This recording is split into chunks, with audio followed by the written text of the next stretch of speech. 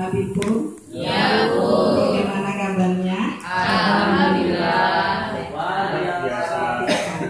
Alhamdulillah. Luar biasa. Tetap semangat. Oke, bisa Bapak Ibu ya? Lagi bagaimana kabarnya hari ini? Alhamdulillah. Luar biasa. Tetap semangat. Oke. Masya Allah, luar biasa. Semangatnya terasa sekali pagi hari ini, di hari yang kedua ini. Tentunya tidak mengurangi dan harusnya menambah semangat karena kemarin sudah mendapatkan sesuatu yang menjadi tanda tanya apa sih itu pola pikir yang disampaikan oleh Pak Sulaki dan apa itu coding yang disampaikan oleh Bu Eda. Hari ini saya akan melanjutkan tentang pola pikir. Tapi sebelumnya saya ingin bertanya, yang sudah Bapak tahu dan Ibu-Ibu tahu selama setengah hari kemarin tentang pola pikir itu apa? Siapa yang mau menjawab? Dulu sebelum berbulan. Hari kemarin kan sudah duduk bersama. Kita bukan transfer ilmu tapi transformasi. Jadi sudah banyak yang disampaikan, tapi yang saya ingin garis tentang pola pikir yang kemarin sudah disampaikan. Itu yang sudah ada di benak Bapak Ibu sekalian apa? Coba Pak Faruk ini. Coba Pak Dikit aja Pak.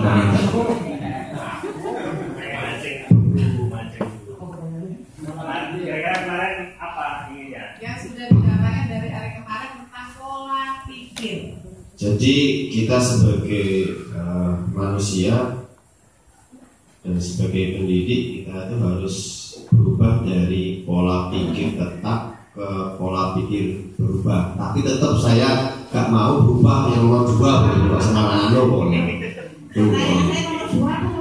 Yang nomor 2 itu pola pikir apa namanya Pak? Menerima. Yang menerima itu menjadikan pengalaman dari kita. Pokoknya nomor 2 itu sulit saya terima itu pola pikir tetap. Pokoknya tetap saya PTT tetap saya. Bukan mau berubah saya. Alasannya kenapa alasannya? Kamu hebat. Saya hebat. Kita hebat. Terima kasih. Baik, saya akan sedikit melanjutkan kemarin yang sudah disampaikan oleh Pak Sulaki. Jadi ada 2, yaitu tentang pola pikir tetap dan pola pikir bertumbuh. Sebenarnya kita bisa berubah Bapak Ibu, tapi kita harus mengetahui dulu suara hati kita. Kita pahami dulu. Jadi kalau kita ada masalah itu jangan kita melihat keluar. Oh itu sih, oh anaknya sih, jangan. Tapi ke diri kita sendiri dulu. Ternyata kalau anak itu kita jelaskan tidak jelas itu bukan karena anaknya, tapi karena kita sebagai guru harus selalu berinovasi, harus berintrospeksi. Jadi kita harus kenali suara pola pikir kita. Jadi ada perbedaan di suara pola pikir tetap dan suara pola pikir bertumbuh. Kalau suara pola pikir tetap itu kalau saya gagal berarti saya tidak mampu. Jadi sudah apa itu namanya? Putus asa. Sudah membunuh diri sendiri. Tidak mau berkembang lagi. Oh ya pasti saya udah nggak bisa. Sudah putus asa. Pokoknya titik nggak ada koma. Tapi kalau pola pikir bertumbuh itu kalau saya gagal berarti saya harus belajar dan mencoba lagi. Kemarin kan sudah ditunjukkan sama Pak Surakir. Ternyata itu pola pikir itu di atas keterampilan skill. Jadi pola pikir dulu yang harus kita fondasinya itu yang harus lebih kuat. Kemudian di suara pola pikir tetap itu saya akan menolak saat menerima tugas yang belum pernah saya kerjakan, sebab resiko untuk gagal akan besar. Jadi istilah kalau disuruh terus itu Pak berarti nambah pengalaman baru. Kalau ada perintah yang baru itu seharusnya ada pengalaman baru. Tapi kalau di pola pikir tetap itu tidak takut gagal.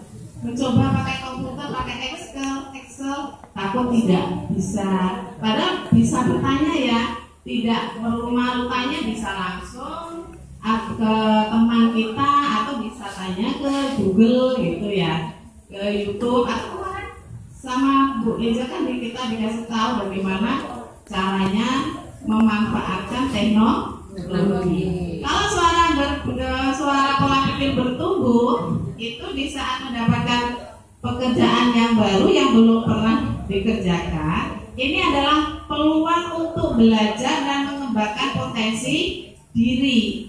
Jadi malah terus rasa ingin tahunya tumbuh terus, rasa penasarannya tumbuh terus gitu. Jangan malah, saya sudah pinter, ternyata di atas langit itu ada langit gitu. Jadi ternyata apa yang kita ketahui itu masih sangat-sangat sedikit.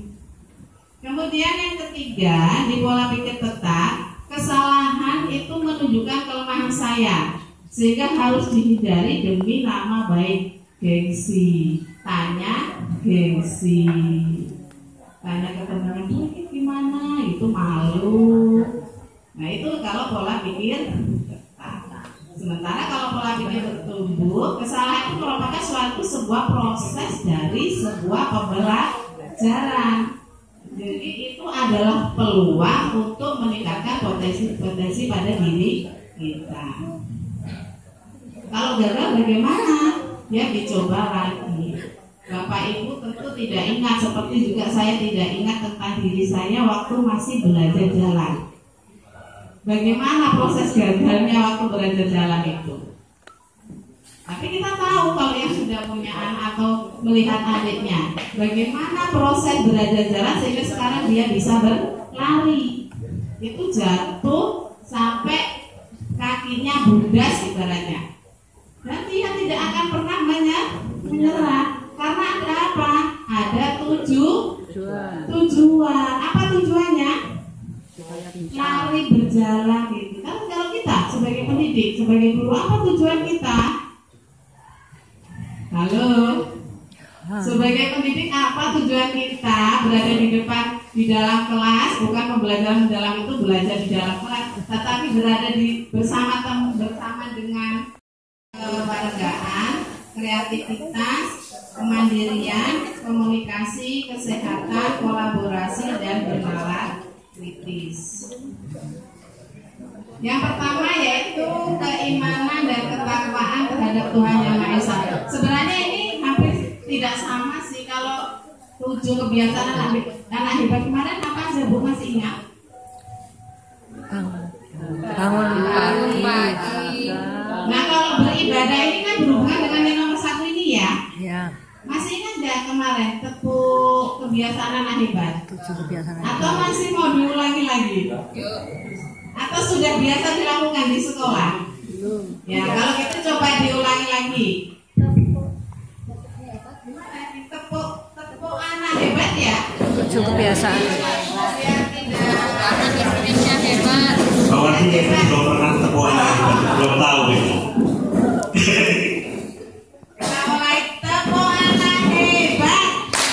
Bangun pagi beribadah olahraga, semangat sehat dan bergizi. Ayo bermasyarakat, tak lupa hidup cepat. Aku adalah anak Indonesia.